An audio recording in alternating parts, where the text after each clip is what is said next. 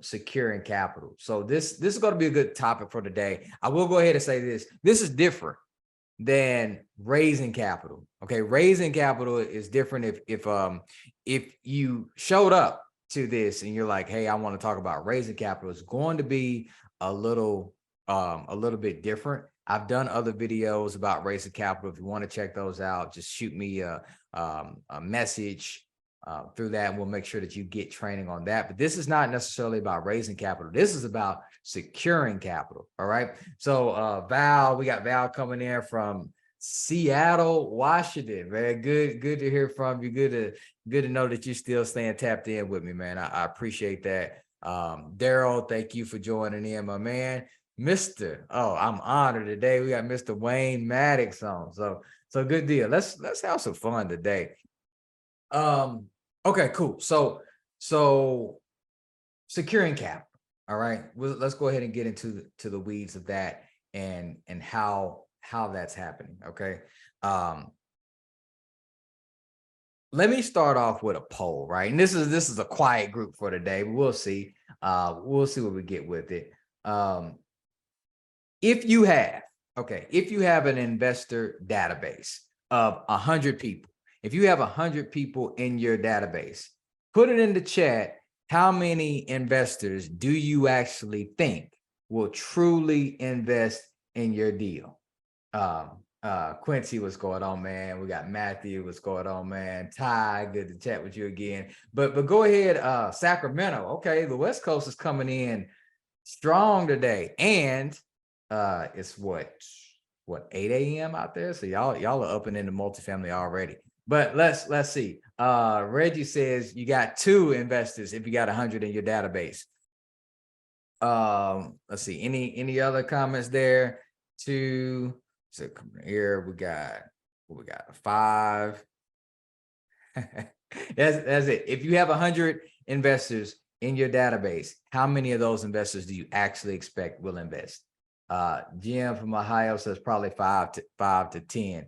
Jim, I think you might be cheating a little bit because I think you've attended this. If you've been following me for a while, I've said this before. But either way, Jim is the winner, right? You really have, out of 100, you probably have 5 to 10 investors that will actually invest, depending on the strength of your relationship. All right. So if you have these people know you for a while, if they're well qualified as an investor, if they understand the asset class, then they're more likely, and you may be upwards to the 15 to 20%.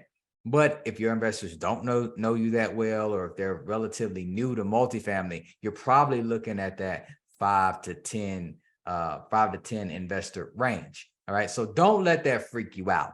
Let me tell you about this. I had a conversation a few weeks ago with a guy. He was highly motivated in the multifamily. He's telling me about the deals that he's analyzing, and that he's looking at 100 unit deals, 200 unit deals, 300 unit deals.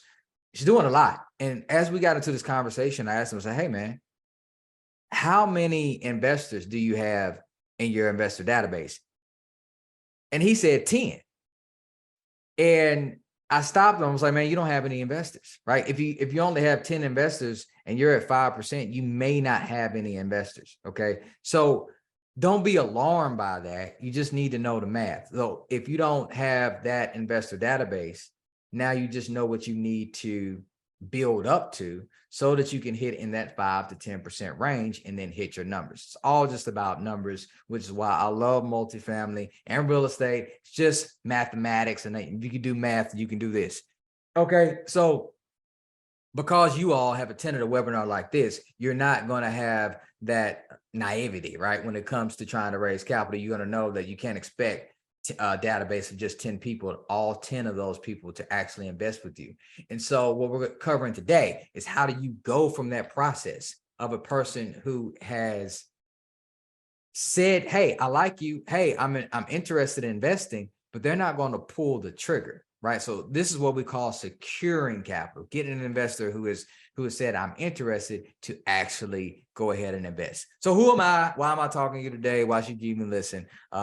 Name's Jason Stubblefield. We've been buying apartment complexes since 2016. We purchased over 1,000 apartment communities. I'm going to go ahead and share my screen, and I'm going to get it right today. Last week, I shared the wrong screen, but today I'm telling you, I'm getting my groove back. All right. So you're looking at rilapartments.com. That's realapartments.com. This is our website.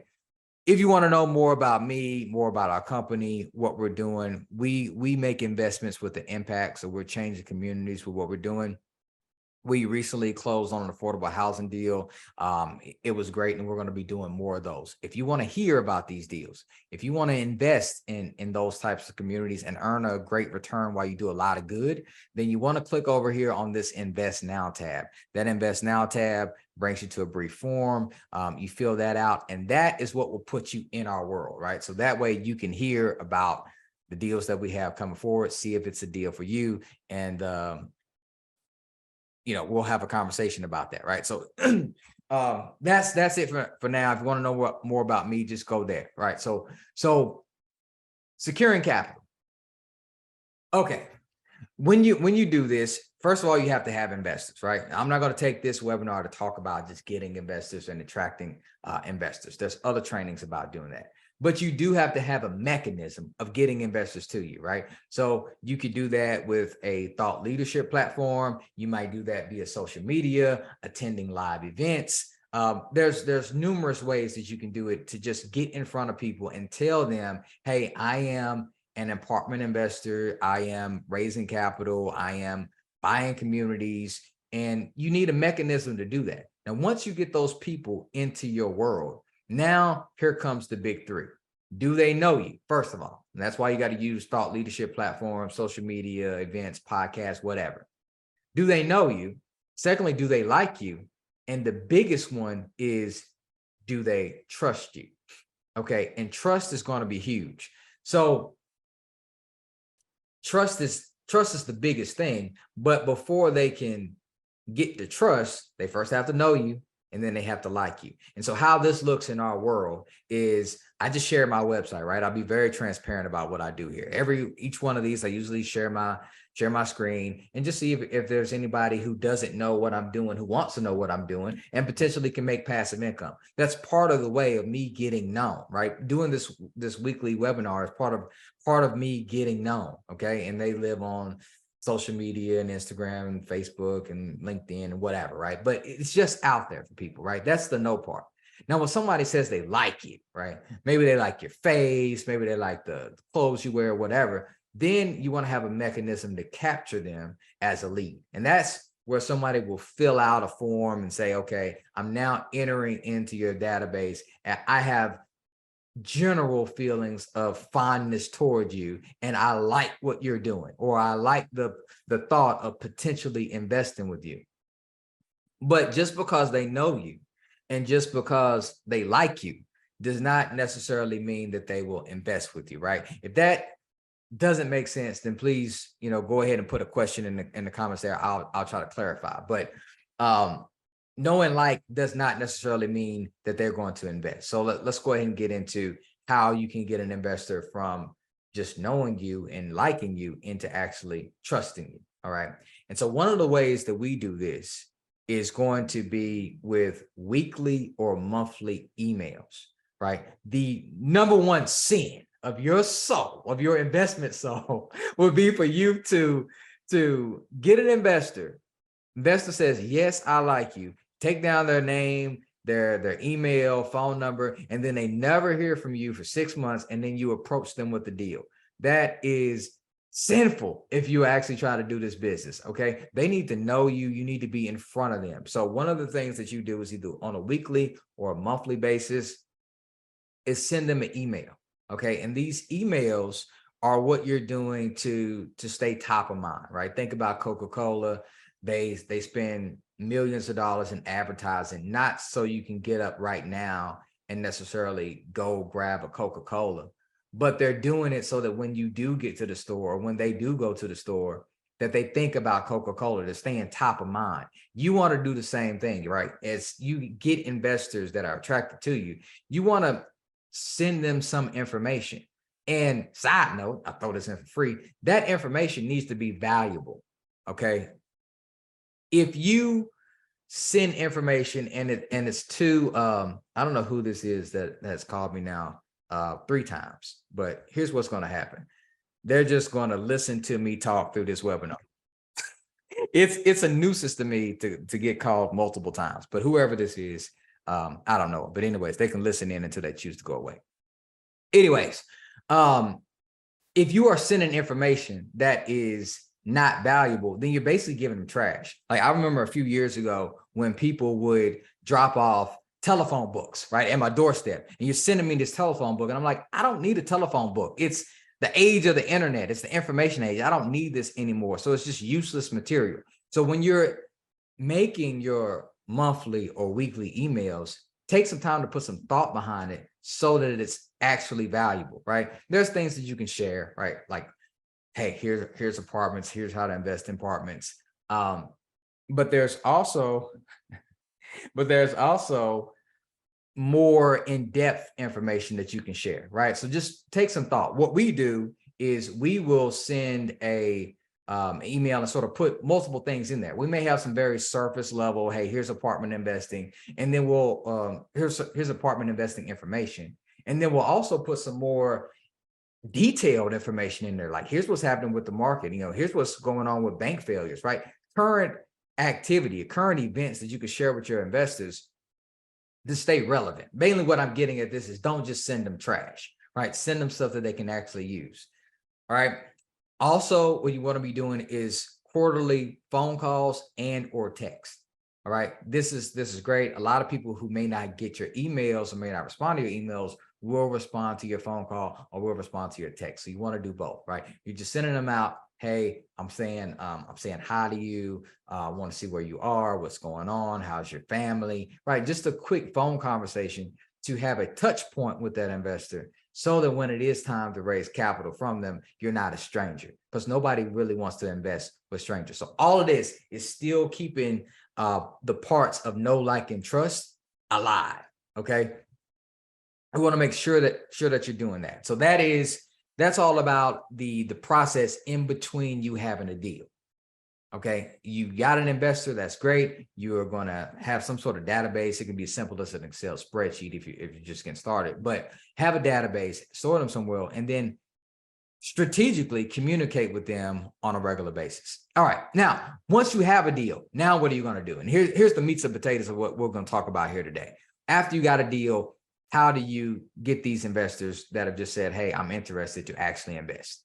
The first thing we do is what you call an email or a text blast. We're going to let everybody know. And this is the importance of that weekly email or the monthly emails, because if you're using an email platform, a lot of those tell you who's opening your emails and who hasn't seen any of them. So you can monitor this information in the beginning to say, all right, I know that Jimmy hasn't opened any of my emails in the last 6 months. If I want him to see this deal, I may need to give him a call.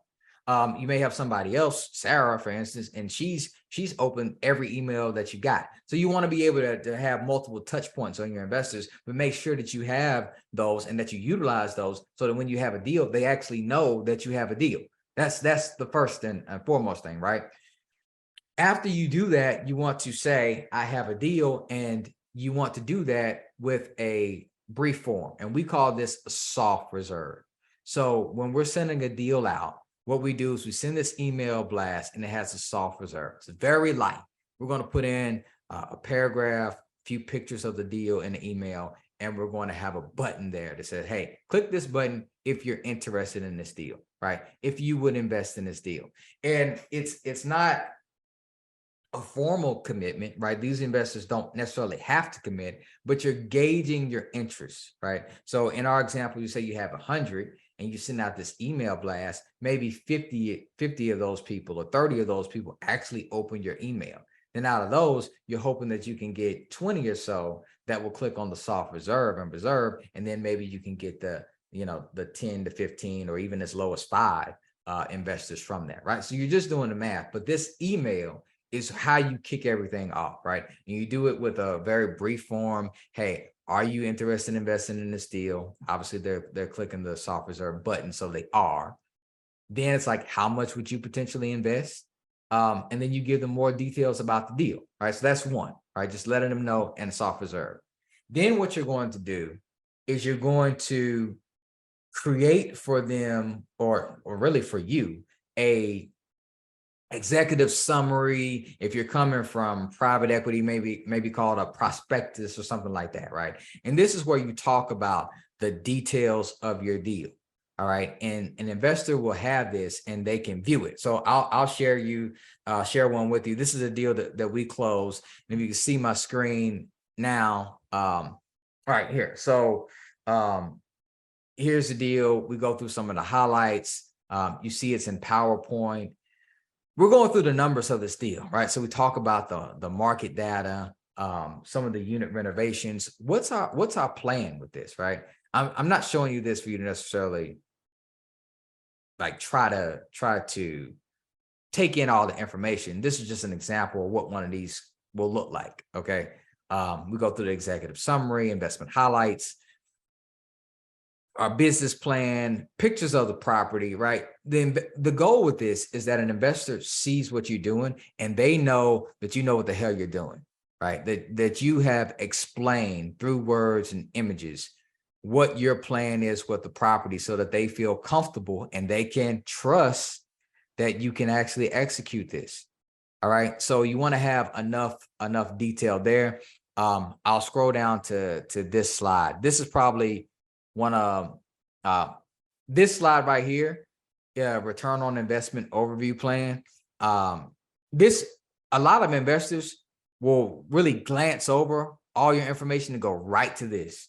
All right. What is an investor making? If you invested $100,000 into this deal, I can share this because we closed on this deal. It's not active, SEC laws, all of that. I want to throw that out there. So nobody reports me, Jason, sharing deal information on his webinar because I'm not. And but anyways, 100 grand gets you 7 grand year one, more than that year two, year three, we're projecting to refinance and then going further from there. But you want to detail in very simple terms, or I won't necessarily say it's simple, but it's easy for them to see and process. All right, here's what I'm getting on my money. I put in 100 grand. What's that going to do for me? All right, they can see that. But you want to make sure that you have an executive summary that shows investors exactly what it is. I saw one of these the other day, and I actually reached out to the guy who sent it to me because I like him. I mean, he seems like a very cool dude, but he shared with me, he wanted me to invest in like short-term rentals or something like that.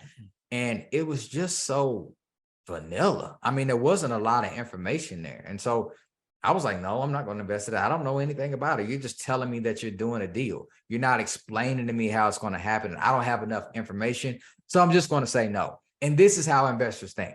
If there are holes that you can't fill or questions that you don't answer very early on, they're just going to say no. Like, why would I want to pass? Again, that's they may like you, but they don't necessarily trust you in the business plan. So make sure that you give an executive summary that has enough data in it to explain what your business plan is. And if you do that, what you'll find is a lot of the questions that investors have, you're going to answer them already, right? They want to know when you're coming in the deal, when you're exiting the deal, how you're financing it. Just do it one time so you don't have to stay on the phone with 100 investors having 100 different phone calls, all answering the same questions. All right.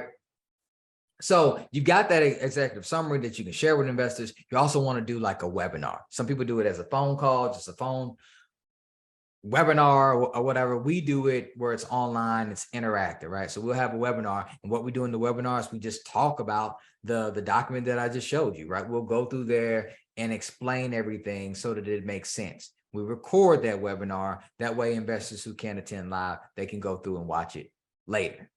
Okay, after they've seen it, they've submitted their soft reserve, and now it gets to, hey, I'm actually in, right? That webinar is where you're really selling your deal. And then after that, now it's time for you to officially close on that investor. So we try to make it super simple, right? And as you do this, you want to make your investment process super simple, right? Hey, go here, click buttons. We use DocuSign.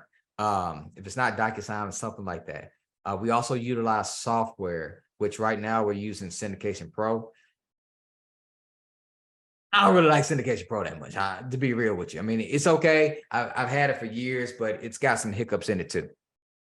But there are software platforms that help you manage this whole process. So what an investor does is they log into our portal, they see the funding instructions, they also see all the documents that they need to sign.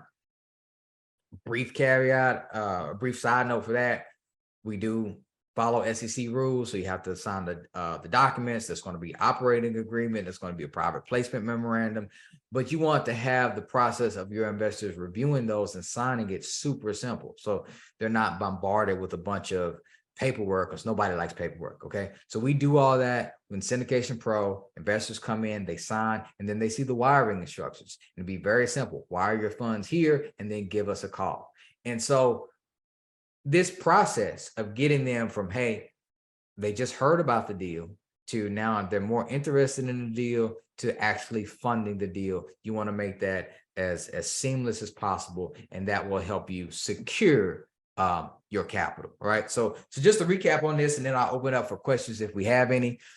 Things that I want you to take away: it's not just enough to attract an investor. You can have the greatest marketing in the world, but that's just going to get an investor into your world. It doesn't necessarily mean that they will invest. All right. So you need to make, you need to have ongoing communication to further build that trust, ongoing communication to let investor know that you're real, that they can trust you to invest their capital with you.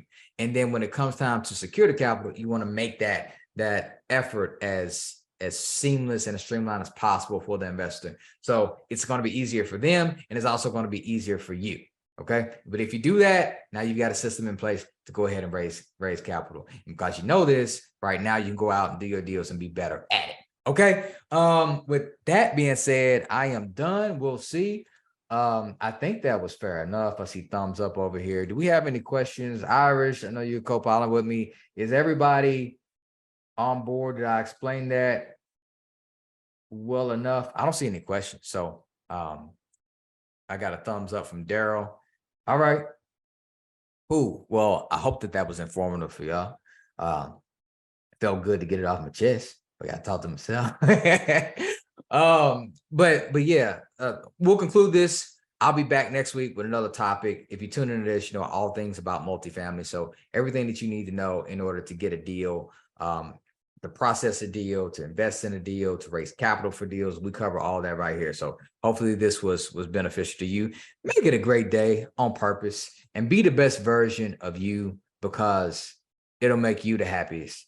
Until next time, chat with you later.